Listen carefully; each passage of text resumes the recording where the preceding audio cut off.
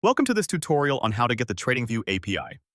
In this video, we will walk you through the steps necessary to access the TradingView API and integrate it into your trading applications. Whether you are a beginner or an experienced trader, having access to TradingView's powerful features can significantly enhance your trading capabilities. To begin, you will need to visit the TradingView website. Once you are there, create an account if you haven't done so already. After signing into your account, navigate to the TradingView Charting Library section. This is where you can access the API and documentation.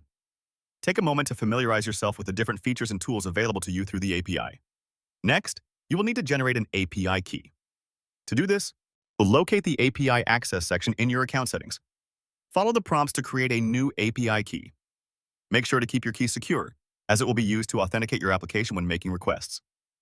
Once you have your API key, you can start exploring various endpoints provided by the TradingView API. Finally, we will cover a simple example of how to use the TradingView API in your code. Depending on your preferred programming language, you can make HTTP requests to fetch chart data, real-time market information, and more.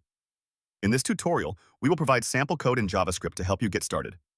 Remember to refer back to the official documentation for more advanced features and additional support. Thank you for watching and happy trading!